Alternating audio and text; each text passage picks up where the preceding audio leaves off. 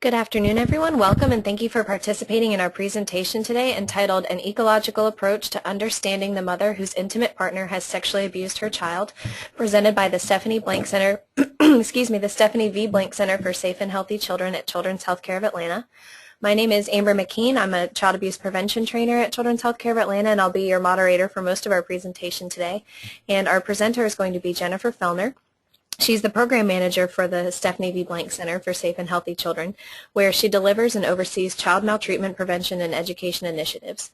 She regularly speaks on strategies for prevention and intervention of commercial sexual exploitation of children in medical settings and has educated more than 2,000 adults on a variety of child maltreatment-related issues during her time with Children's Healthcare.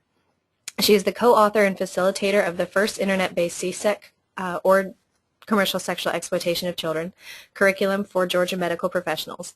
In 2009, Jennifer also co-wrote and lobbied for an expanded definition of sexual exploitation in the mandatory reporting statute of the Georgia Code to include children exploited by persons who are not the child's parent or caregiver.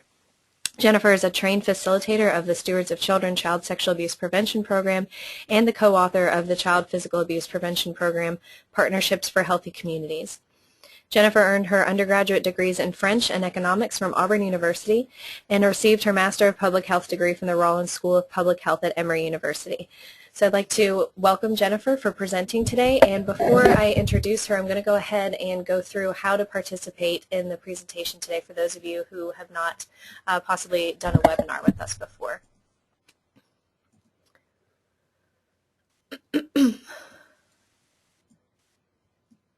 Okay, so somebody mentioned that we're having some audio issues, so hopefully that will clear up and you can hear me, but if you're still having issues, let me know.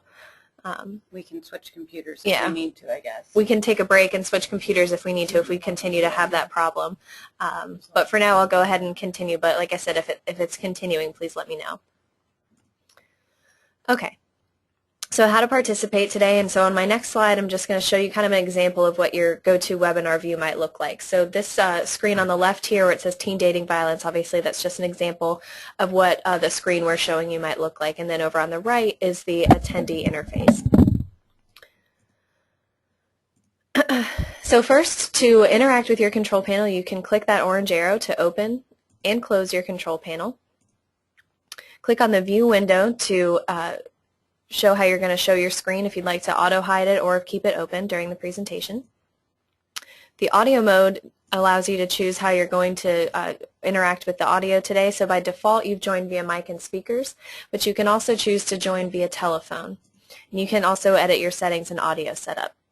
If you'd like to switch from mic and speakers, if you're having some issues with your computer speakers or you don't have a microphone and you would like to ask a question aloud, you can choose to use the telephone, and that will display your dial-in information along with your access code and most importantly that audio pin. So if you'd like to speak out loud and you'd like for us to be able to unmute your line today, you have to enter in that audio pin or we will be unable to mute you, or to unmute you rather. That being said, everyone is currently muted, and that's just to keep out extraneous background noise and things like that that might be going on in your office. So if you would like to speak out, please do let us know. And you can do that by submitting questions in your questions pane. So I know that some of you have already figured that out, but if you go to your questions pane there, click that open, you can access how to type in questions for us. And so if you're having issues with audio or anything like that, or you have questions for our presenter, Jennifer Fellner, today, you can enter those there.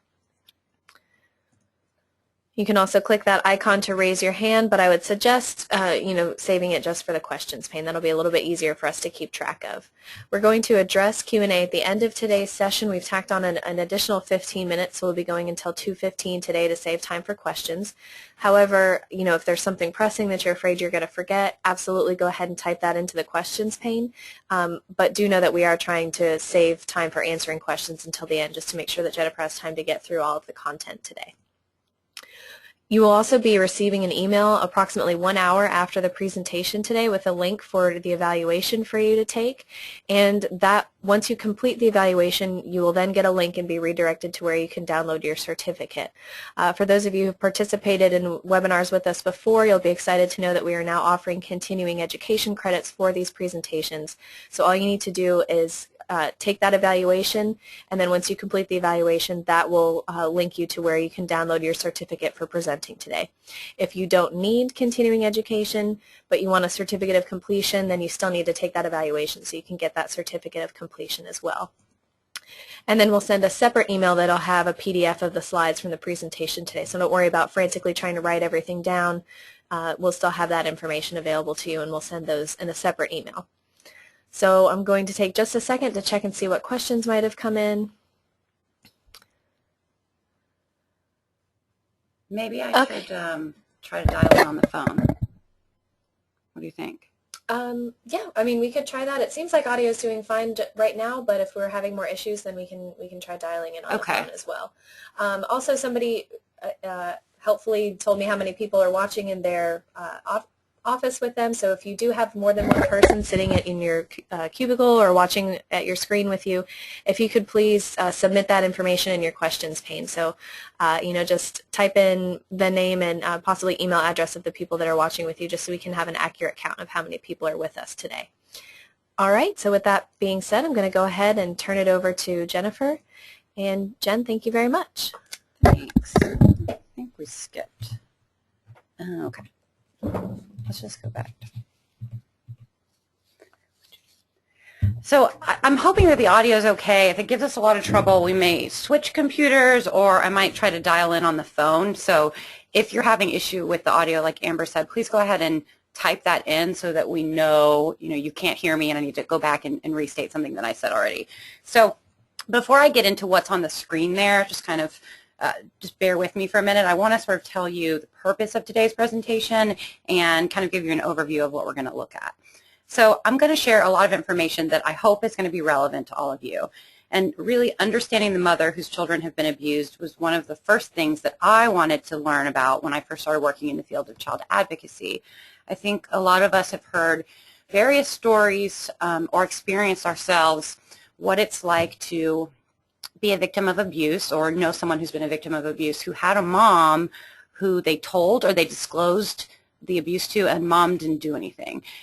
Well, I think one of the things that you might find interesting today is that that's not always the case. Even though anecdotally a lot of us have heard that, and some of us may have even experienced it, the literature tells us that a lot more moms are supportive and protective than we might have thought. And so that's kind of where I started wanting to do this research a couple of years ago and kind of figure out, well, what's going on. And one of the nice things is that there's been a lot of research on this topic. So what I'm going to discuss with you today is sort of an overview on the most current literature, looking at these moms who have children who've been sexually abused. And then I want to follow up with some recommendations at different levels of the ecological framework for what we can do to help support these mothers and to help prevent child sexual abuse in general. So I have a couple of goals for the webinar. One is that I want you to be able to think of child sexual abuse as a public health problem. So if you haven't done that in the past, I'm going to try and frame it that way for you. And as part of this, I want you to consider mothers of sexually abused children in a larger context than you may have previously. I want you to see them as interfacing with and being influenced by various factors in the community, in institutions, and in society as a whole. Another goal is that I hope that this webinar will give you a better understanding of how moms typically react when they find out that their partner is abusing their child and why they might react in certain ways. And most importantly, I want you to see that their reactions influence the health outcomes of their child, and thus their reactions are very important. So that's going to be a big focus of this presentation, is how does mom react and why does that matter? And then lastly, I hope that by the end of the presentation that we can all engage in a little bit of discussion around some recommendations for supporting these moms and supporting these kids. So I'm going to try and save at least 10 minutes so that we can have some discussion, and that might mean that you guys type in your thoughts or your questions and I read them out and discuss them. It might mean that I unmute one person at a time and they speak out loud. Unfortunately, it's not like when we're in a lecture hall and people can raise their hands and sort of just speak one after the other, but we can try and facilitate a discussion in the best way we can over the internet. And if you do have comments or questions that come up while I'm going through the presentation, or if anything I've said is unclear or you've seen something different in the literature, feel free to type that into the questions pane, and if I can, I'll get to it and address it at that moment, and at the end I can address it if I don't get to it when you send it in. So now moving on to this slide that you've got in front of you. And I just want to put it out there that this is taken directly from the Center for Disease Control and Prevention's website, and you can see the actual link that I used right there. I've rearranged it a little bit so that it looks nice on your slide, but this is their information. I'm just sharing it with you all. So this is a quick overview of the public health approach to violence prevention. And it's helpful in determining how we can tackle a problem, and because we want to be able to determine how we can best support moms and their children who are experiencing child sexual abuse. And then we also want to be able to think about, okay, how can we start thinking about this from this public health perspective, meaning how can we look at prevention in the first place? So according to the Centers for Disease Control and Prevention, quote, the focus of public health is on the safety and well-being of entire populations. A unique aspect of the field is that it strives to provide services that benefit the largest number of people, unquote. And so this really is going to help us tie into the overall framing of this presentation, which is the ecological framework. Okay, some people are still having some audio issues, it looks like. Okay, let's try and dial in on the phone. So just bear with me for a minute, you guys. Here, why don't, hold on just one second, guys. Why don't you, yeah, I hear that the audio problems are happening again, so I'm going to try. Welcome to GoToWebinar, web events made easy.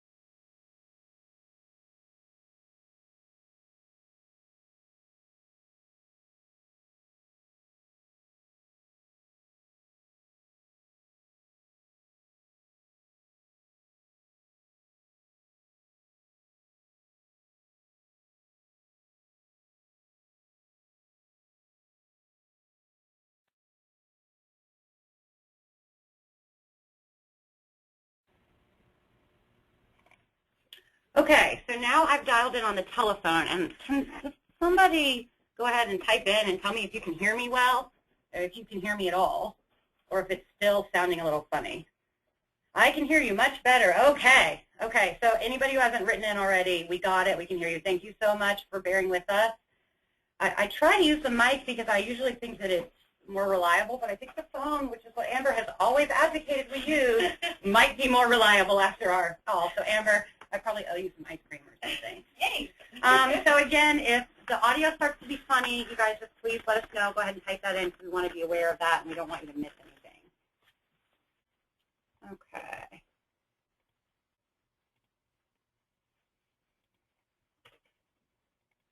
Okay, so now I'm going to move into talking about what I've been setting us up for, which is looking at the ecological framework.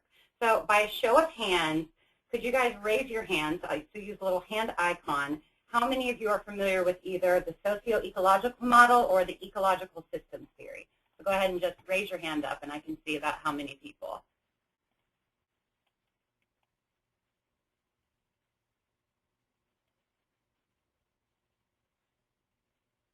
Okay, I'm going to go ahead and lower your hand. So I don't know, maybe a quarter of people, looks like. It doesn't give me an exact number, but it does let us see about how many. So I think that that's good to know. That way, a lot of this will be old news for you, and you'll be able to follow along easily. And then for some of you, it'll be newer information. But I think that's exciting because I really think this is an important. One of the main purposes of this framework is to tell us where to target our interventions and where we also need to target our prevention strategies so that we can make the biggest impact. So like you saw on the previous slide, we want to tackle public health problems where we can make the biggest impact. It's also going to allow us to look at how different relationships and different interactions can affect a person or a health issue. I'm talking into the mic and we're using the phone. Sorry about that. I was getting closer and closer to the mic, but we're not even using that. Okay.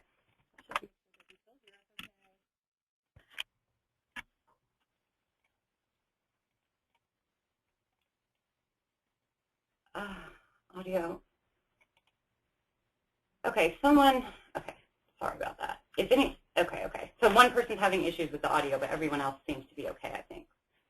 So if anyone else is having issue with the audio, again, put it in. And I'm sorry, you guys. All right. So back to the ecological framework.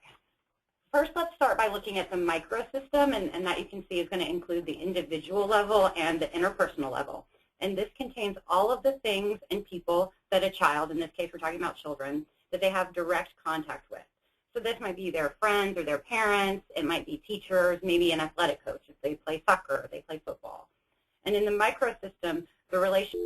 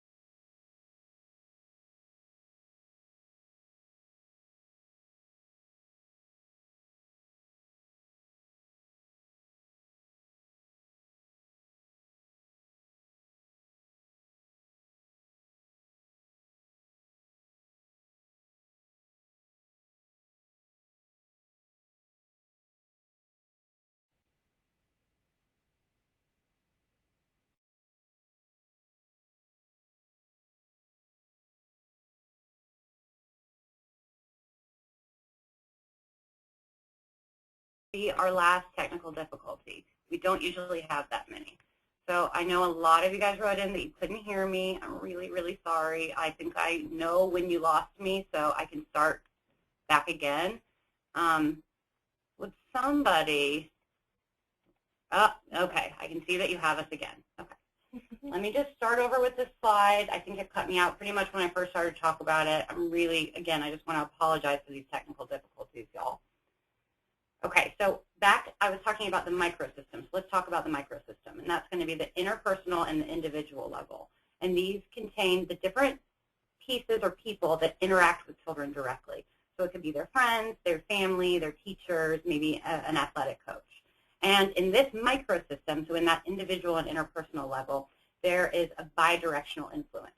And that means that relationships are impacting children in two ways. So they're either impacting the children directly or they're going away from the child. The child's impacting someone else.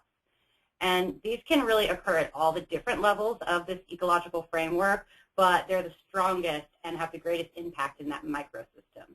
So I think a lot of you out there probably focus your work directly on this microsystem. So I know we've got some mental health professionals on the phone. I know or on the line rather. I know we've got law enforcement. We might have some teachers or some physicians, and I think a lot of you are going to understand exactly what that's like. You are impacting the child, and they're impacting you as well.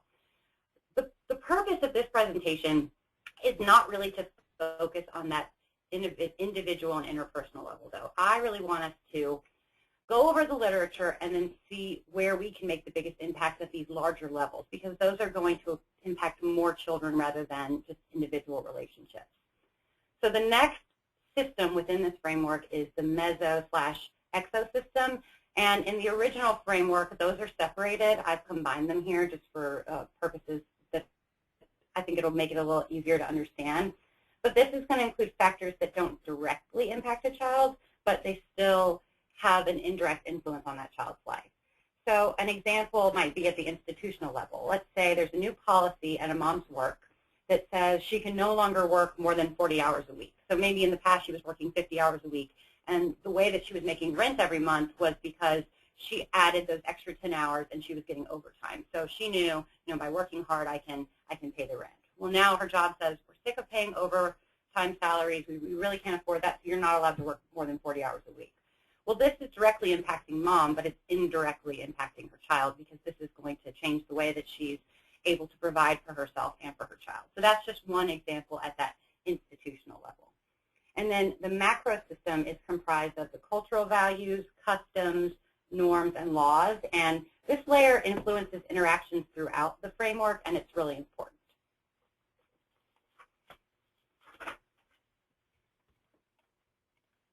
And so again, like I said, we want to make sure that we're focusing our interventions at these high levels, so mostly at the meso-exosystem and above.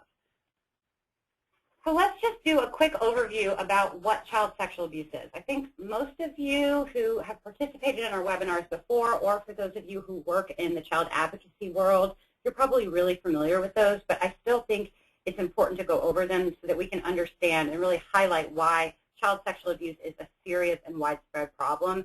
Sometimes it's even referred to as an epidemic. So as many as 1 in 4 girls and 1 in 6 boys experiences sexual abuse before their 18th birthday. And these statistics really shock some people when they haven't learned about them before, because that means that there's a lot of people we know, there's a lot of people we interact with, maybe we ourselves have experienced this devastating occurrence in our lives. So 20% of the victims are less than 8 years old. 30 to 40% of the victims are abused by a family member.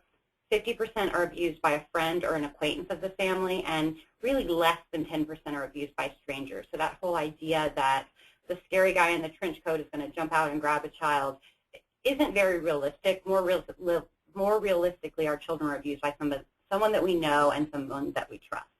And then 70% of all sexual assaults, and that's including those involving adults, adult survivors, are perpetrated against children when that person was under the age of 17.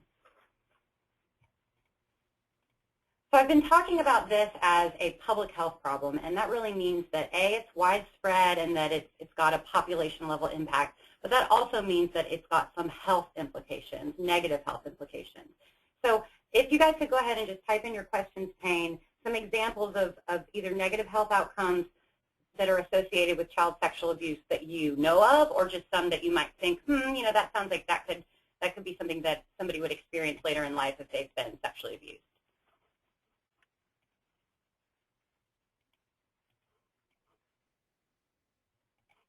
Okay, and I'm just going to go and look through what you guys say and sort of call some of them out. And I'm seeing a lot of responses, so thank you guys so much.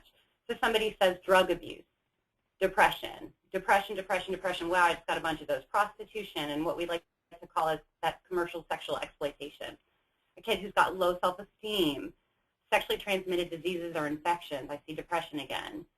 PTSD, various health issues, heart disease, psychiatric problems, anxiety, a negative health or negative self-concept, low self-esteem, and anxiety disorder. And I see a question, is there any information about kids with developmental disabilities as related to this? One thing that I can say is that children who have developmental disabilities or learning disabilities are at an increased risk for sexual exploitation and sexual abuse.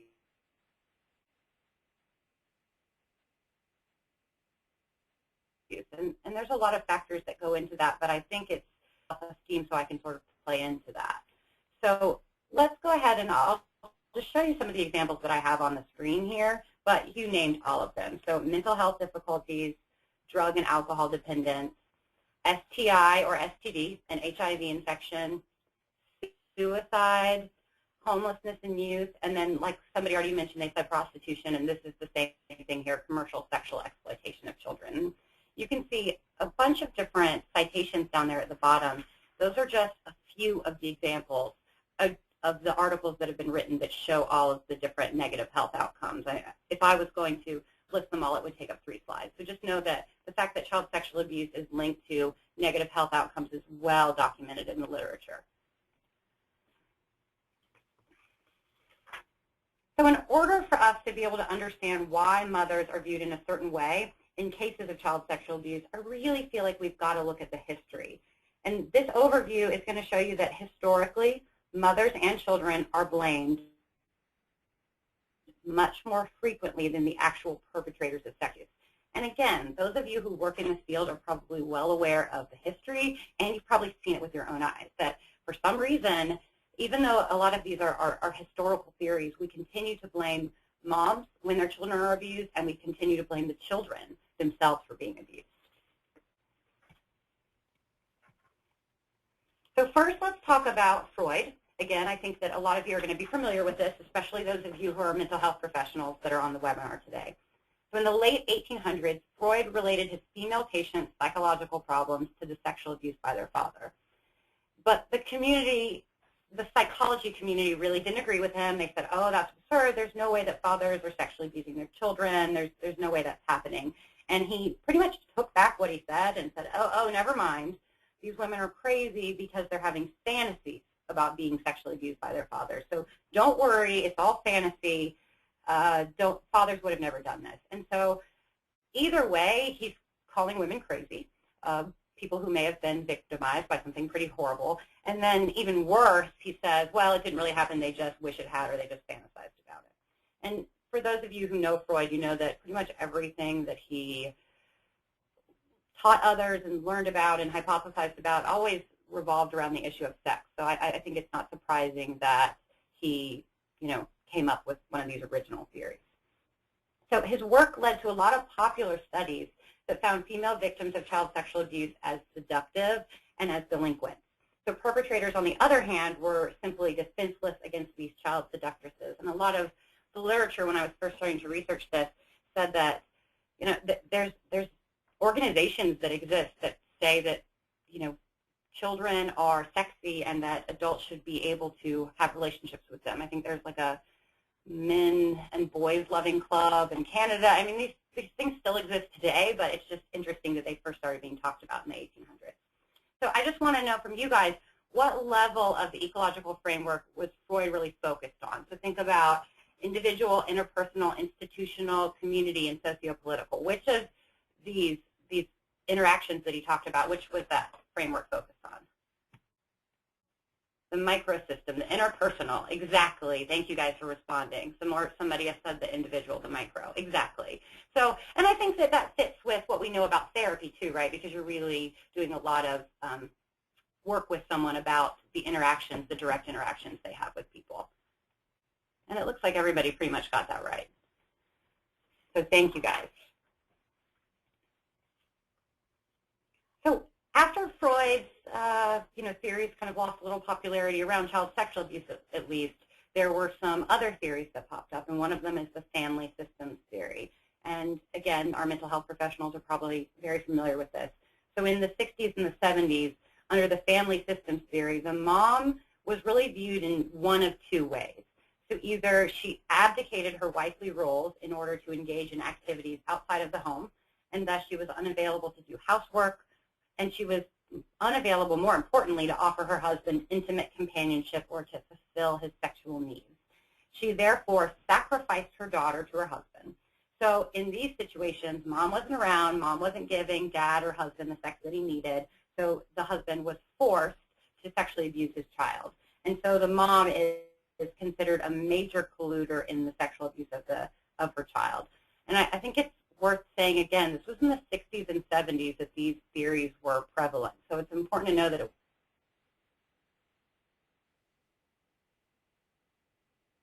wasn't that long ago. Mom was viewed as that she was needy, she was dependent, she was generally a weak individual, and she was the one who molded the family's general dysfunction. And because of that dysfunction, she was perpetuating sexual abuse of her child. And so either way you look at it, these two versions of the mother are pretty bad, and moms under this theory could really fall into one category or both, so they weren't mutually exclusive. So moms could be seen in one light, and then that could be compounded by her seeing as also a dysfunctional person or someone who throws her child to the wolves. And under the family systems theory, it's worth noting that the sexually abused child is almost always female.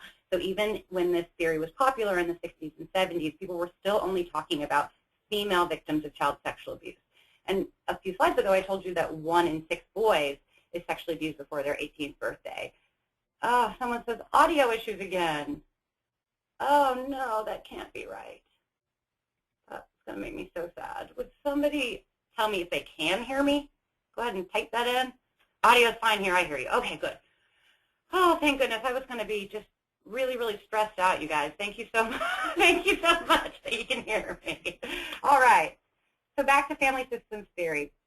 And then one more piece that I haven't gotten to yet that I think is really, really important, that all of this research, at least from the articles that I've read and everything I could find, is that it's anecdotal in nature. So all of these theories really didn't have any research or evidence to support them. And I think a lot of us can say, well, duh, we know that that's crazy. You're never going to find research that says moms weren't giving their husbands sex and that's why they were abusing their kids. But I still think that it's worth bringing these up because we need to know that these theories that weren't that long ago they were being used are still potentially influencing the way that we're talking or looking at this today.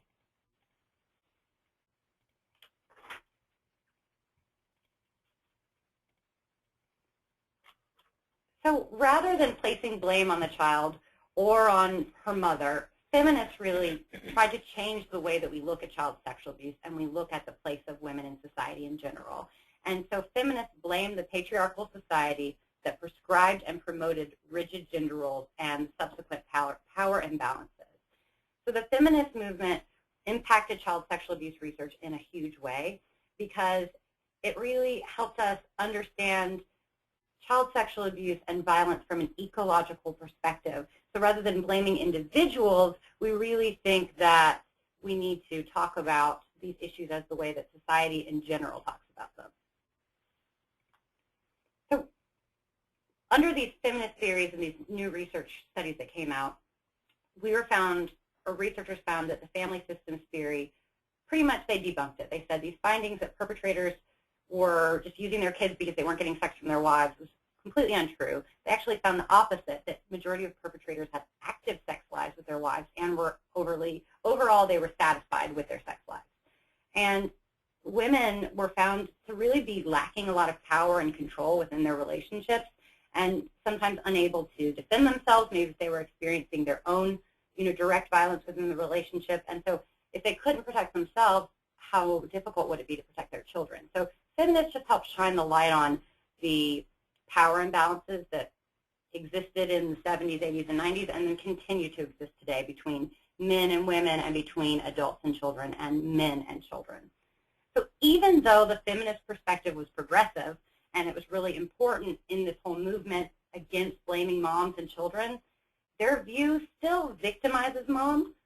So yeah, that's better than blaming mom, but I still think we've got a little bit of an issue. And so when we're victimizing mom, we're stigmatizing her children, and we're just basically feeling really sorry for them for what they've been through.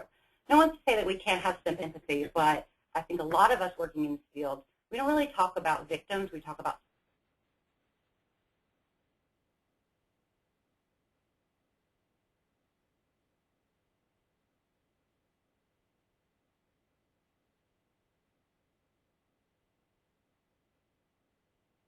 survivors. And so I think we want to continue this theory with help. Just a little bit of discussion you might use to describe a mother, or tell me about what her role looks like in the family. And then also, when you're typing those in, think about how that role is different now than maybe it was 30 years ago. So go ahead and just type some of those in, and I'm going to read a few of them out today.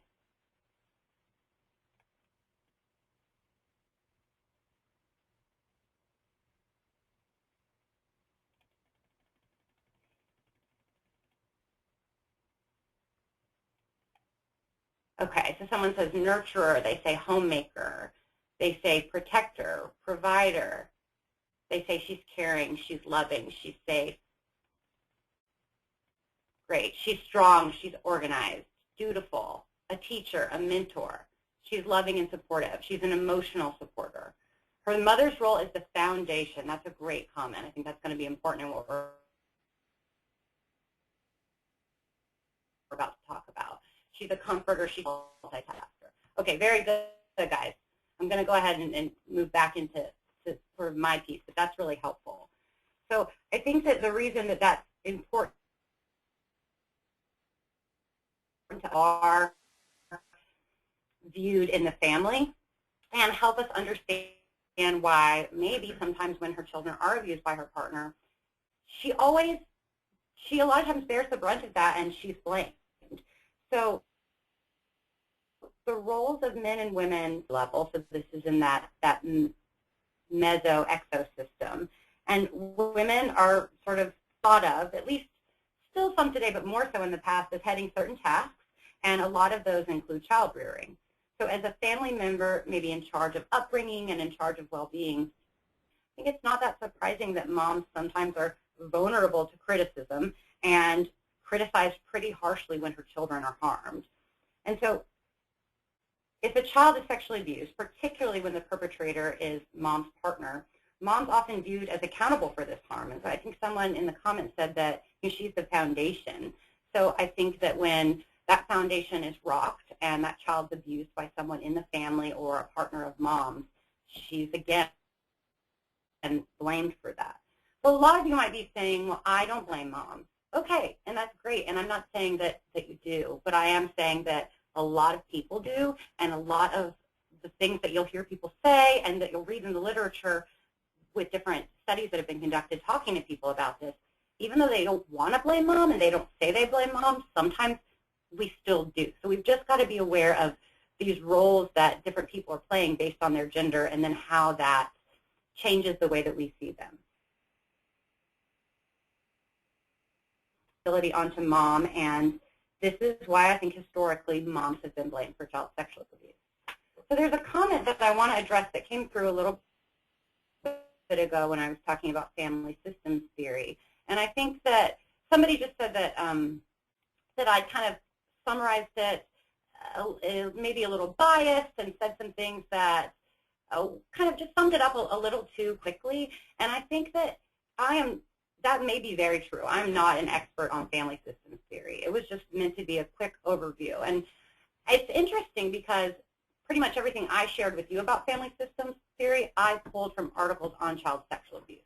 So it's my understanding from those researchers that's what they got about family systems theory. But I do think it's good to bring those things up because I think we've got a lot of mental health people, mental health professionals that are watching this. I think we've got a lot of researchers. So if you've got more to share on it, please go ahead and do so because I have a lot to learn on family systems theory. So again, thank you for that comment. I do think that those things are helpful. Okay. So now let's talk about maternal reaction and support. So I know I've been sort of alluding to this the whole time, but I know this is the thing that we want to talk about, and I'm going to share a lot of research with you. I think that's going to be the meat of this part of the discussion. The mother's partner has been abused. So, or that the mother's partner has abused the child. Do they side with their partners or do they side with their children? I told you at the beginning of the presentation that a lot of us might think, oh, they always choose the partner. That's what it seems like I always hear. That's what I always see in practice. But a lot of times, and actually 65 to 84% at least partially believe their child when their child discloses that the mom's partner has abused them. Now, partially believing, is that the same thing as supporting and protecting? They're not the same thing, and there's not just one way to look at this. So I'm going to get into that in 1 second. And then with the moms, between 2/3 and 3/4 are really protective after they find out that their child's being abused. So that might mean that they tell the child, I believe you, thank you for telling me, and now we're going to go stay with grandma. Or they might say that I believe you, and that's not right what my partner did to you, and we are going to ask him to leave the house. Or that might mean that she says, I'm not going to leave you alone with the partner. So there's a lot of ways that we could interpret what this means. Almost all moms take some sort of protection action, like I said, and even though the numbers tell us that they're believing these children, the moms really still might have a lot of issues they're having to deal with on their own, as you can imagine. So they're going to experience serious emotional distress. This could be PTSD, this could be depression, this could be general psychological stress. But we can't forget about the psychosocial distress that they're also going to experience as related to this disclosure. And by disclosure, I mean that the child goes to mom or goes to someone and says, I've been abused. So the child basically discloses what happened to them. So if mom has to leave her partner, maybe there's a change in income if they were both contributing to the household. Maybe she has to move, or maybe they were living together and wouldn't place anymore. Maybe there's a change in her employment status because she's having to miss a lot of work, child to the doctor, or take her child to the child advocacy center. And maybe she's got different friends or family relationships that are lost because she's moving, or because they decide that they want to side with the perpetrator. And one thing that I haven't really addressed, but I think is worth mentioning, is that I'm talking about moms and boyfriends, or moms and husbands, or moms and male partners a lot. The scenarios could flip. We could have 2 male partners. We could have 2 female partners. We could have a female abuser and a male protector. but and a male who's sexually abusing the child. So just know that I'm not saying this is end all be all of what these relationships look like, but at least over with you, we're talking about discussion about what the maternal support is. Well, it matters because, like I told you in the beginning, it's associated with better short and long-term health outcomes for the child. So when we mentioned depression, we mentioned commercial sexual exploitation, HIV risk, STI risk, suicide, low self-esteem, all of those are health outcomes. So if mom is supportive, and again, I'm going to get into what supportive is in just a minute, but if mom is supportive, we know the child is going to be more resilient and they're going to have better chances for good health outcomes in the long run. So a lack of support, so mom saying, I'm not supporting this child, could mean that the child's removed from the home and placed in foster care. It could also mean that that child's going to have some of those negative health outcomes that we discussed.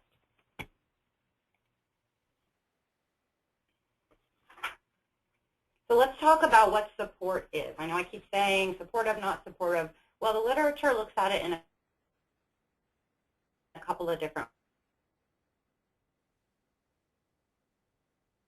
ways. So some studies have meant that they believed the child's disclosure and they eliminated access to the child by the abuser.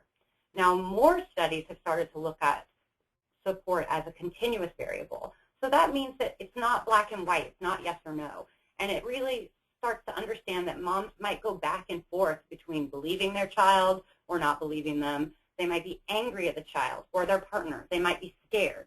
All of these emotions and reactions can take place before they fully start to understand the situation, understand the disclosure, and maybe understand the impact that this disclosure is going to have on them and their child in the long run. And so when a mom is sort of going back and forth between believe, disbelieve, protection, not protection, we would say that she's being ambivalent or she's experiencing ambivalence, or another way to look at that is saying that it's vacillation. So she's vacillating between one end or the other. So when we look at this continuous variable, we can really think of a spectrum of behaviors or beliefs that she might have. And so going sort of back and forth on that spectrum would be that ambivalence or that vacillation. So one of the things that's really important for us to know is that ambivalence is normal, and usually it's temporary. So because we find out that mom doesn't believe the child right away, but then a week later after she meets with her therapist or talks to her friends or thinks about the gravity of the situation, she says, you know what, I don't think my child would make this up. Talk to some of the professionals about this, and they really feel like what the child said is indicative of what a child would say if they'd actually experienced something, and now I believe them. That vacillation or that ambivalence was temporary, and now she's supporting their child or her child, and now she's going to eliminate access to the child by the abuser. So it's just important for us to know that a mom who might be ambivalent up front is likely going to be supportive in the end. So one quote that I think is, you can see on the screen, but I think it's great to go over this, just an example from a qualitative study that was done. I think it was about 30 moms whose partners had abused their children. And this is what one of the moms said when she was asked about the situation. She said, yeah, I was concerned about him, talking about her partner. I was also concerned about my daughter, but I was concerned about both of them. So you can see that she's sort of talking about what it's like to be ambivalent and sort of say, well, I love them both and I want to protect them both. So what factors affect ambivalence? What makes mom up front kind of go, oh, I don't know if I believe, or oh, I don't know if I want to protect? And it's probably not that simple. I don't think that mom is sitting there and talking through these things and saying, I do or I don't want to protect. It's just sort of a simple way for us to discuss it today. But these are all issues that are probably going on subconsciously and consciously and not that easy for moms to sort through. So some of the reasons that she may be ambivalent are related to interpersonal and community factors. So one of those is cost, and I think that this is a big one. So these could include fiscal losses, which could be an impact of cost. That could be a change in residence, loss in job, loss of partner's income.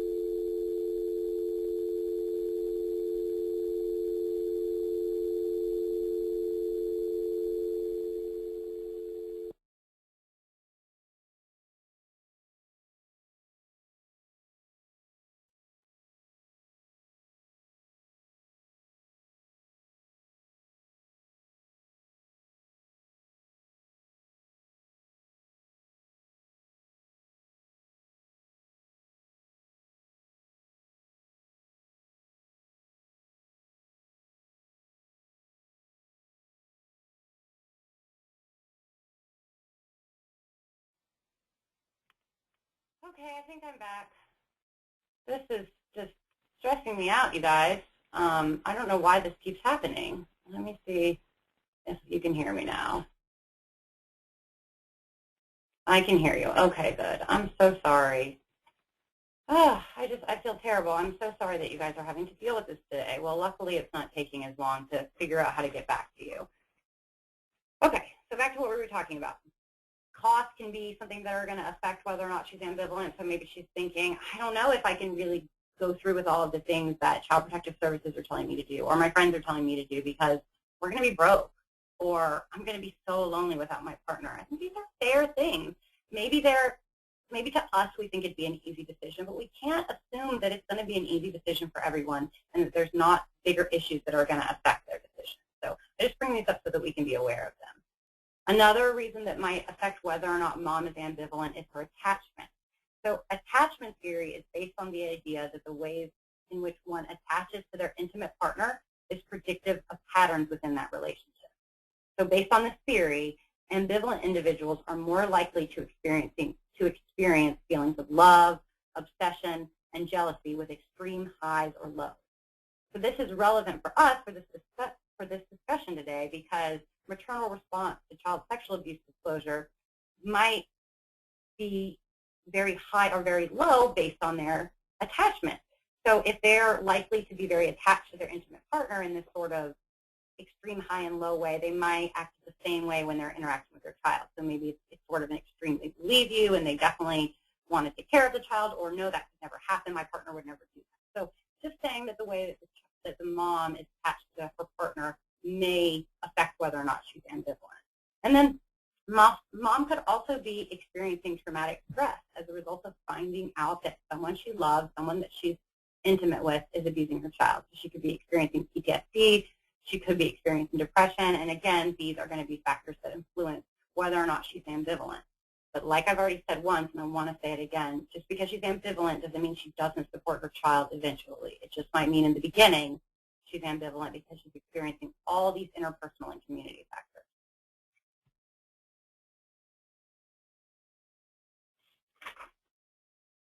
So I want to look at a few more factors that affect support. So we talked about these different things that would affect ambivalence, but let's talk about what affects support overall. So whether or not in the end she's supportive, or whether or not she's supportive from the very beginning. So a lot of these occur at the individual or at the interpersonal level, but they're influenced by higher levels. So a great example of that is intimate partner violence. So you can see the check mark and the X mark on your screen. So the check mark means that that factor is correlated with maternal support. The X means that it's not. Okay, so I'll get to that in just a second. But as far as intimate partner violence goes, a lot of you probably know that there's a high co-occurrence of intimate partner violence and child sexual abuse. So the estimates range anywhere from 40% to 78%. So that means that as many as 78% of children experiencing child sexual abuse are also experiencing, their mothers or their parents are also experiencing intimate partner violence. So some studies have found that mothers are supportive, but others have found that moms use avoidant coping strategies to deal with their own abuse and the abuse of their children. And so I just want to discuss that quote on the side. It says, oh yeah, he was charged with child abuse, 4 counts of sexual something. I'm not sure, I can't really remember, or I don't want to know really. And that's coming from a mom who was experiencing intimate partner violence by the same partner who was abusing the child. And so in that situation, she's sort of using that avoidance coping strategy that I was talking about. So in this instance, the correlation is probably negative, meaning that she's experiencing intimate partner violence and that she's going to be less supportive. So there's that negative correlation between the two. Okay, this one I think is really important, maternal child sexual abuse history, because this gets talked about a lot. I think a lot of people say, well, mom was sexually abused, so that means the kid's going to be sexually abused. Or people say, well, it happened to mom, so she lets it happen to the child. Actually, there is no research supporting that there is a correlation between mom having a sexual abuse history and then her child being sexually abused by her partner. Doesn't mean it doesn't happen. It means that the research says that that's probably by chance. So even though the numbers of moms who are child sexual abuse survivors who have daughters who are also child sexual abuse survivors the connection as to why that's happening is unclear, and thus we can't say there's a correlation. It's unfair for us to associate that the mom's history and her child's history both have to do with something wrong with her. So given the high rate of sexual abuse in children, like I said earlier, 1 in 4 girls and 1 in 6 boys, it's not uncommon for a mother who's been sexually abused to have a child experience sexual abuse also. But again, the connection between the two is unclear. So it's likely due to chance that mom and child were both abused rather than something that mom has done or something mom has allowed to happen. So I just think that's interesting because I do think that one gets talked about a lot. And then another factor that is correlated, so meaning it does have an effect on maternal support, is maternal or family substance abuse history. So as many as 70% of intrafamilial, so that means child sexual abuse happening within the family. In most cases, it's child being sexually abused by the father or by the male patriarch of the household, occurred in a household where there was alcohol being abused. And then one more that I don't have on the screen but I think is interesting is that another factor was that moms were less likely to believe her child's disclosure if the alleged perpetrator was her boyfriend or the child's stepfather than if it was the child's biological father. It's also less likely to believe, she's also less likely to believe the child if she was at home when the abuse took place. Okay, I see a lot of comments coming in. We're going to get to those, but I just want to say one more time that this isn't personal opinion. This is me sharing the research with you. When I get to the recommendations, I will be sharing personal opinion, but this right here is just me. This is months and months of research that I'm sharing with you via this presentation. So I just want to put that out there that this is not my opinion. This is research. Okay, so a few more factors that affect support we can talk about at the community level and above. That's that meso-exosystem and that macro system. So religion and culture, I've got an X and a check mark there because we're really not sure how much that affects your support level and that we don't know research-wise if they're correlated. But I think a lot of you probably have seen in your work with these children that religion and culture can play a big part in whether or not mom supports their kid. And so I just got 2 examples. These are sort of 2 picked at random. There's tons of religions and cultures we could talk about, but just 2 examples of one is of a religion and one is more of a culture, and that mom support really might vary based on what she believes and the culture she was brought up in. So the one example about religion is a Seventh-day Adventist, and again, I didn't pick this any personal beliefs. This is just one I picked at random. So in this religious group, children really aren't supposed to question authority, and this can lead to sort of being very loyal to the community, meaning that, well, if I'm abused by someone in the community, I'm not going to tell anyone because I'm supposed to be loyal to adults. But this could also mean that, yes, I tell mom, but then mom doesn't tell anyone in child protective services or tell anyone in law enforcement because they're not in the community and there's so much loyalty to the community. And then there's also homophobia, according to the research within this religion. So that also might mean that if a boy is abused by a male, no one's going to want to talk about it because that could mean that someone in that scenario is homosexual. I'm not saying that that's the case. That's just how it's perceived. And another example of culture is in the Puerto Rican culture. So there is a belief called familismo, which stresses maintenance of the nuclear family. It also values loyalty, reciprocity, and solidarity. So similar to with the Seventh-day Adventist, really supposed to have a lot of unity with your family. You wouldn't want to sort of tell on someone in your family for doing something wrong. And in this culture, child sexual abuse also brings shame, especially to moms and grandmas, because moms are responsible for the household. Mom is the one who holds everybody together. Mom is that multitasker, like you guys said. So you wouldn't want to let anyone else know, like authorities or a teacher or a camp counselor, that you were abused because you don't want your mom to be shamed and saying you were a child. And then CPS intervention really sort of breaks those strong maintenance of the nuclear family. And then you can see this quote on the side. He wished he wasn't dealt these cards. I know there's no cure for it. You know the way he thinks. I do believe there's a higher power to give us strength to tap into. I believe this is happening for a good reason. And that's an example of just someone talking about sort of faith and religion, and I'm not sure what religion she's referring to, but that, maybe religion is the way to forgive someone for what they've experienced. So just a few more factors about support and whether or not a mom might be supportive, and these are child factors. I guess you guys probably have wondered, well, what does the child's really role or demographics have to do with anything? Well, age, there is a correlation between a child's age and maternal support. There is not a correlation, or there is not one that's been found in the research yet, between a child's gender and support. So there's an association between younger age and increased belief by mom.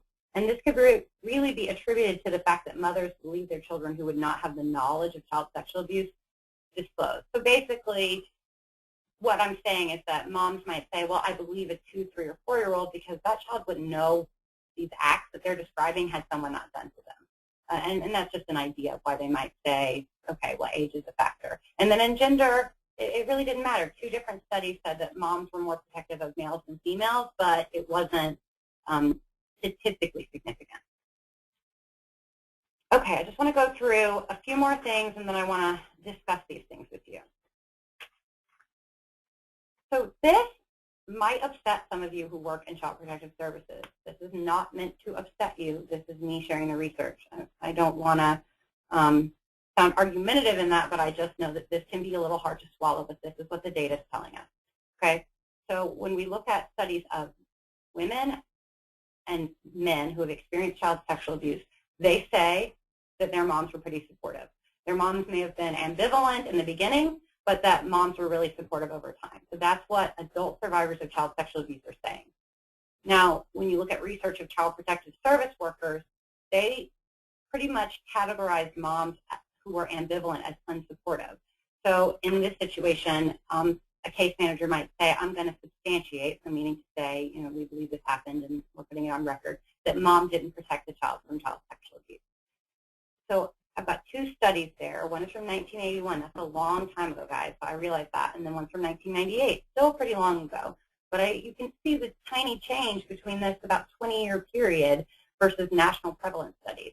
So basically, in 1981, when you look at that NIS and NCANS data gathered from child protective service workers, so in those situations, 46% of the child sexual abuse cases, mom was considered the offender. Then in 1998, 44% of the child sexual abuse, mom was considered an offender or a co-offender. Then you look at data collected from the children who were abused, so collected from them later in life, and they said who was the offender. 0.01% of those said mom was an offender or a co-offender, and that was during the same time period. So you can see that whereas the child may not have said, mom didn't touch me, mom didn't do anything to me, I didn't see her as, being an abuser, Child Protective Services may have viewed her as one or as a co-offender. Again, not my belief, just something I'm sharing from the literature. So I bring that up because I think we need to talk about what these failure to protect considerations. So if we're going to say, all right, mom failed to protect her child, is she experiencing intimate partner violence? And what is that going to play in what I've been talking about, which is ambivalence or support? Does she hold specific cultural or religious beliefs that might affect her actions? What's her mental health status? We need to understand that she might be experiencing secondary trauma just by hearing that the child disclosing what has happened to them. So that might make her, temporarily biased. It might change the way she's able to get support, and it might change or alter the way that she can make appropriate judgments about her child's safety. So I think that these considerations are important because they might affect ambivalence, but in the long run, is she going to be supportive or not? And so maybe that means around substantiation, you got to give someone time and see sort of how it plays out. Okay, now I want to get into just a few recommendations. I just want to see. Okay, I see a couple of questions that I'll come back to at the end, but one thing I do want to touch on is somebody said, well, what was the statement about the mother being home? Great question. Basically, if mom was at home, so if the child discloses sexual abuse to the mom and says, yes, this happened when you were home, mom's less likely to believe the kid. And I'm sure that's because she says, well, it couldn't have happened while I'm there. So if that doesn't make sense, just let me know, but I think that that's what you're asking for. Okay. I created based on the research, based on what I know about the ecological framework, and based on other recommendations that are out there. So they're not all my own, but is sort of a compilation that I've created based on the research that I've done on this topic. So my recommendations are going to be at that institutional level and above. So based on what I just told you about what maternal support is, about how likely it is to happen, about the things that affect it and affect ambivalence, I really think there needs to be more education and training at the institutional level. So that means that we might need to have more training in graduate school or undergraduate school for social workers, for mental health professionals, for law enforcement, for medical, for attorneys, for judges. I think a lot of us in these different fields can benefit from education and training around maternal support. I think a lot of us didn't get that in school. We didn't know that there were different ways to understand what maternal support is. We didn't know that moms might vacillate at first but usually end up supporting their kid. So maybe if we knew that on the front end before we even got into the jobs we're working with these families, that will help us go into the situations with less bias and sort of maybe thinking a little more positively. And I think that this can also be incorporated into on-the-job training. And then one other piece of that is for us to all understand the relationship between maternal support and child health outcomes. So maybe if we know up front, okay, if mom's supportive, this kid's gonna be more resilient, they're gonna bounce back, and they're gonna be healthier. Maybe we're gonna do everything we can, not that you don't already, but let's say we don't already. Maybe we're gonna do even more to help these moms be supportive. And then I think that policies need to change at the institutional level too. So this could be for CPS, changing the way or the time period in which you substantiate a failure to protect case. Maybe there needs to be more detailed maternal support assessment. So understanding maternal support, there might need to be more discussion around what this continuous variable is and how we can know whether or not she's really being supportive.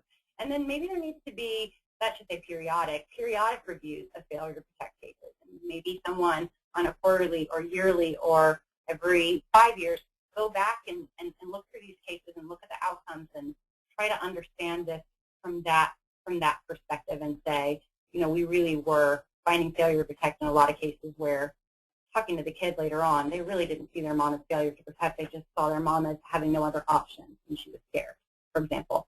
And then I think family support agencies, maybe there's some policies that need to be put in place too so that they can support mothers so that children can be supported too by those moms.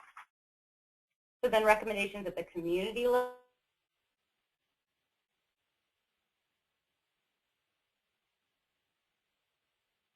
On just basic what is child sexual abuse and how can we do something about it. Training on eliminating mother blame.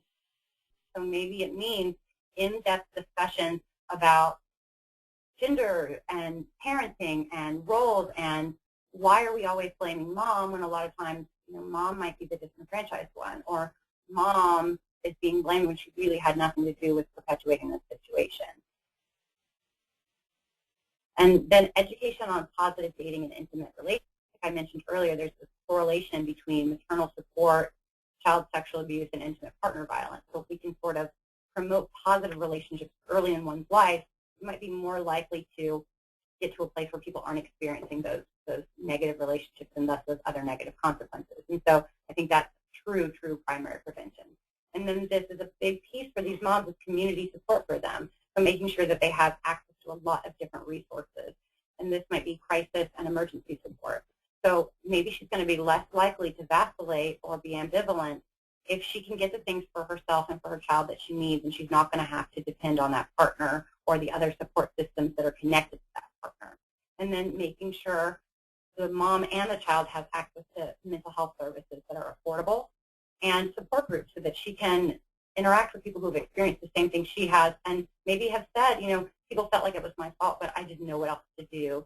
And I took care of my kid, but yeah, it took me a day or two to think about it. So just people who have experienced what it's like to really be in a situation where you have to make this grave decision and you already sort of feel like you're being blamed in the first place. And then at the socio-political level, and this is a really high level, but to me this is the most important, but probably will take by and large the longest to change. We really need to change gender roles. We need to change work and pay when we're looking at men and women. So equal wages for women, more opportunities for women to advance professionally, and then work environments where they can be free from discrimination and harassment. and then women and children having access to the resources they need and having safe environments. This might mean financial support, housing, food, childcare, transportation, education. Sorry about that typo, guys. Laws and policies. And I know you're not supposed to point out a typo, but I just can't help it. I feel like they see it, I see it. We should just call it what it is. And then changing laws and policies. So laws and policies that are focused on ending violence against women and children. So those are my recommendations. Again, some of them came up with sort of based on my knowledge of the topic. Some other people have recommended. But now I want to get to your questions. I want to get to your comments. I want to get to your feedback about recommendations that I haven't mentioned and you think really need to be included in there. So you've got my contact information there on the screen. You don't want to ask for some of these questions. So here's the first question. Is there data that education on positive dating and intimate relationships can change the nature of the partner chosen? Not that I'm aware of, but that recommendation came from the information that there's that negative relationship between maternal support and intimate partner violence. So my thinking in that is that if we can prevent intimate partner violence before it happens, we won't get to a situation where mom is in a relationship that's going to prevent her from supporting her child if abused.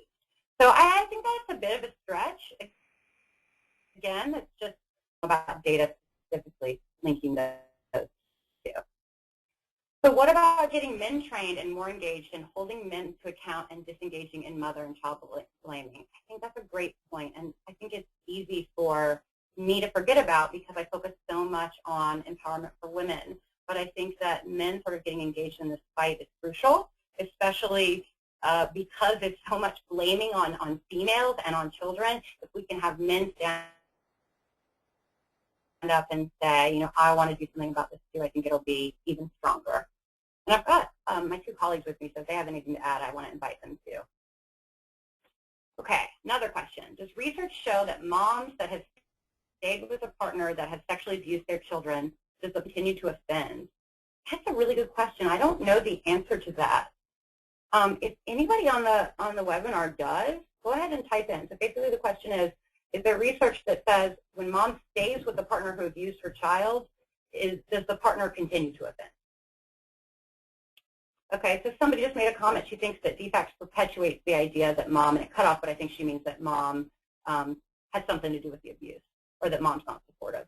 I think in reference to the previous question about the partner sexually abusing the child if they stay together, I don't know specific numbers, but I've read studies that show that adult sexual offenders are more likely to continue to offend sexually as opposed to somebody who offends sexually for the first time when they're an adolescent or things like that. So I think if the first time that the person is offending as an adult, they're more likely to continue to offend, particularly if they don't receive treatment. And one of the highest risk factors for that is continuing to be around children. So if the mom, kind of just by deducing what I've read, I think that if mom stays with that person, the person continues to have access to the child. That's definitely going to leave the child at high risk for being abused again. But so I know that the research is out there. I just don't know specific numbers. Yeah. So again, if anybody knows that, go ahead and type in, and I'll share it. I saw a question I definitely wanted to get to. Oh, great question. Is there solid data regarding prevalence of child sexual abuse being impacted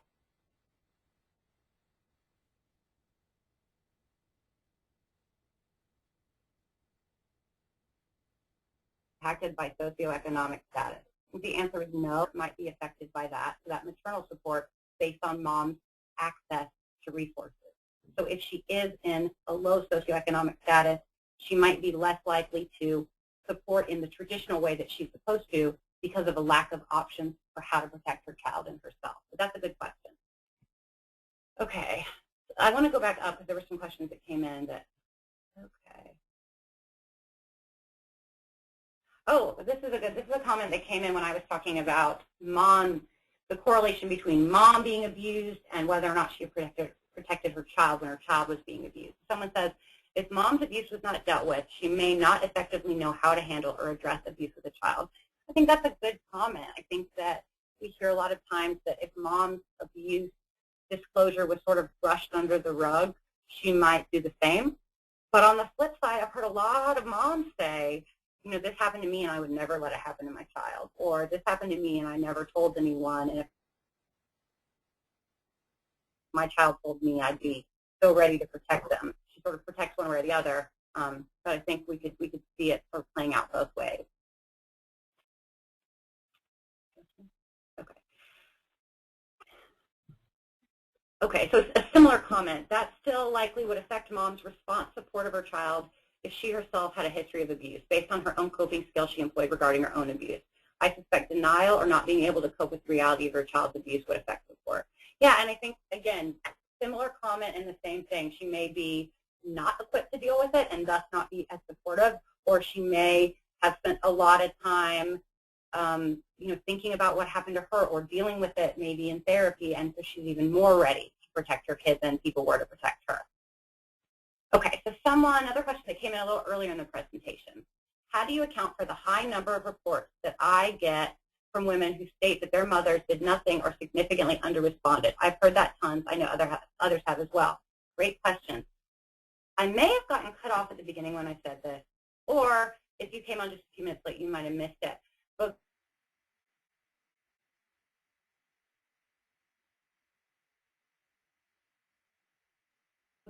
basically, when I started the presentation, I said that the reason my mom said, and interested in this topic really because someone told me that happened to them. And I said, wow, how could a mom do that to her kids? And sort of started to say, wow, it's not that plain and simple. But back to that point, even though we hear these stories anecdotally, the research tells us that we're supportive. So I don't know, maybe we're just getting our fair share of working with the moms who aren't supportive. But every study, I'm telling you guys, you know, go and Google this stuff, they are supportive. They just might take a little bit of time to get to that place based on the resources they have access to. But good question, really good question. Okay, let's come back to a few more of these. And we're at 2:15, and I told you we'd be done at 2:15, but I've still got a lot of questions I want to take. So I want to go ahead and just thank you guys for being here and telling you if you need to go get back to your day, thanks for being with us. Please sign off. Like Amber said at the beginning, you'll be getting an email that has a link to the evaluation. You can fill it out, and you can download your certificate at the end of the evaluation. For anybody who has time, stay on with us, and I'll try and get to the rest of these questions. But again, if you need to go, please do so. And I really appreciate y'all being here. Any data on the mother's support of the unruly child? No, I don't know anything about that. Very interesting, though. So if anybody has anything to share on that or knows of any good resources on moms supporting unruly children, you know, go ahead and type those in, and I'll share. Okay, so this is one. So someone says, IPV is on the rise due to the economy. Wouldn't it be reasonable to think that abuse in children would also be on the rise? But if IPV is on the rise due to the economy, wouldn't it be reasonable to think that the abuse of children would also be on the rise? I don't know if I'm sort of following the thought. So maybe if you want to reword that, I definitely want to come to it. You got it? Okay. No, if they're related, so they were thinking of. I think that she's trying to say that she thinks that she believes that intimate partner violence is, we're seeing higher numbers due to the economy. I mean, I think that we've all heard that anecdotally. I don't think that there's been enough time for research to back that, to show that like the economy is definitely the cause of it. Although I see where you're coming from, you know, the stress from, you know, not being able to financially support your family and things like that, and losing jobs and losing homes, like how that can lead to higher levels of intimate partner violence. Might that also be leading to higher levels of child abuse? I think that that's something that we've heard anecdotally that that's happening, but I don't think there's been enough time for there to be research to show that. But I think, you know, it's a reasonable thing to consider, absolutely. Okay, I've got a question here that I don't know the answer to, so I really invite our therapists that are on the webinar to jump in. Do you feel family therapy will prevent continued abuse when if mom stays with the offender? That's a good question, and I don't have the knowledge or the backing to sort of respond to that. So if anybody does, then go ahead and type in and I'll share it. Do you feel family therapy will prevent continued abuse when and if mom stays with the offender? Just outright, I would imagine the answer is at least it's better than nothing if she's going to stay. But again, I don't know what sort of the outcomes are. Does self-esteem of the mother have anything to do with her staying with an abused partner? I haven't read, specifically self-esteem and staying with a partner, but I think that that goes back to sort of attachment style. So if she is really attached to this partner, maybe she's experiencing a lot of highs and lows, it's going to be harder for her to leave that partner because she's got this sort of unstable attachment with them. And I think also a lot of people in violent relationships are experiencing a lot of self-esteem issues because the abuser is making them feel pretty low about themselves or telling them that they shouldn't be proud or feel good about themselves. So that might mean that, again, that could perpetuate staying with that partner because you're thinking, well, if the partner tells me I'm worthless, I better not go anywhere because there's not going to be anyone else for me. Okay, let me see what else. Okay, that was my question. My professional experience has supported that when you said earlier that when if the offender does not get one-to-one treatment and continues to have access to the child, they will continue to offend. I would agree with that. Okay. Yeah, when the offender, okay. Can partner-child sexual abuse happen because the offender was already a predator against the child? I would imagine yes. I haven't read that in the literature, but I suppose that there are some predators that would target trying to get in a relationship with someone who's got a child that they could abuse. I would think that probably happens, but that in all of the research I looked at, that wasn't something that they sort of tried to find out. But that's a great question or great thought. Okay, so someone wrote back about that question about family therapy. We've got some therapists responding, so good, because I am not one. Someone says family therapy is better than nothing, but only when it's appropriate for the child. Okay. And then someone else says, I'm not a therapist, but I don't think so. So basically, that's in response to the, does family therapy help if the mom's going to stay with the abusive partner, the one who's abusing the child? So you've got one person saying sometimes. Why isn't more being said and done about child sexual abuse in the Atlanta area? Political will, corruption, there are macro implications to this issue.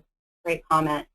I think that there's a lot of us, probably those on the webinar, who've been intimately involved with child sexual abuse prevention and awareness, but I think there's still a lot of stigma and people still don't want to talk about it. So I encourage you to, if there's ways that you personally want to get involved, contact us and we can maybe try and involve you in some of the things we're doing, or if you guys are doing different things around outreach and education, let us know so we can work together, because I think the more people and the more agencies that we can sort of confront this issue with, the more they won't be able to maybe ignore us. Mm-hmm. Yeah, and there is some work being done, and it's definitely all kind of happening in the background now, so we're not sure really where it's really going to go, but I know that there are organizations that are partnering with Georgia Department of Education to provide trainings and education not only for staff but also students as well. So that's hopefully something that will be coming down the pipe within the next few years, and that we might start to see on more of a macro level.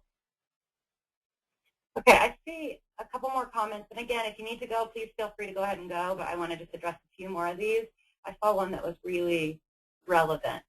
Someone said, I would also assume that protective mothers do not make it onto social services radar. If they are responsive, they do not necessarily need our services. Great point. So maybe that's a really good, kind of a simple and maybe even obvious way of looking at why that data is, pretty skewed, is that maybe the only ones that social services are having contact with are the moms who are not protecting the kids. So good point. Good point. And these are the things we definitely can't take research at face value always. But the one thing I always say is, I don't work with these moms and kids all the time, so I can't know everything that's out there. That's why research is sometimes sort of the best we have. But I think thinking critically about it is so crucial. So bringing up that point is excellent. So another comment. I think the concern is we place all the responsibility. So 90% of the parents staying in the hospital with the children were the mothers. In my practice, non-abusing father, mom had a new boyfriend, that were actively involved in their child's life were able to positively affect change. How can we obtain more participation from non-abusing male partners? I don't know the answer to that. I think that I know we had one person from Men Stopping Violence, Ramesh, on this webinar, a friend of ours over at the center, and he would probably have a lot of good comments. So I'll look and see if he responds to that. But I would think that one way is to work with these organizations that try to get men involved. And so Men Stopping Violence is a great sort of example of one of those organizations. But I don't know. I mean, maybe we need to start stressing the role of the connection between maternal support and health outcomes. And if sort of everybody starts to see, wow, mom's support level really, really, really affects these kids, that will get mom sort of more moving towards that level of support and maybe wanting to get the non-abusing partners involved in supporting that child and protecting them. That's just a thought. A couple hours. By the end of the day, we're going to send it to you in PDF format. Good question. Okay, I think I got to all the questions. I'm just going to glance through them one more time, see if I missed anything. But this is a lot to get through in an hour and 15 minutes. So thank you guys for being here. Thank you for engaging and offering all these different comments. Oh, and the person I mentioned from Men Stopping Violence did make a comment. He said, the webinar was thought-provoking and makes me wonder about men a lot more and how we don't engage with each other and learn about this content. So that's a male speaking right there. So I think that maybe that's what this is. Maybe this is sort of awareness around the issue in general, but then awareness about the support that moms need in order to support their kids.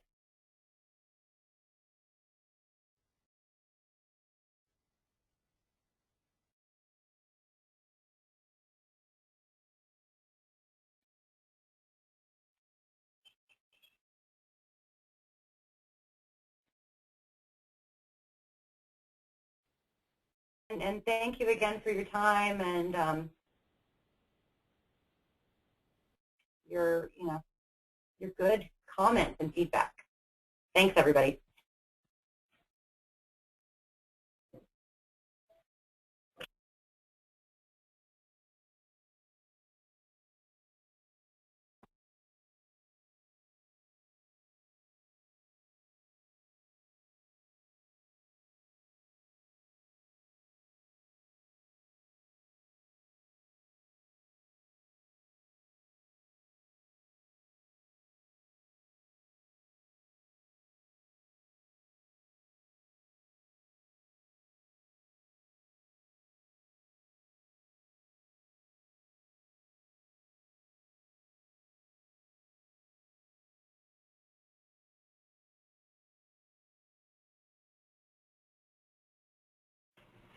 So somebody said, how am I able to know who was on the webinar? I get a list, Denise, I see you asking that.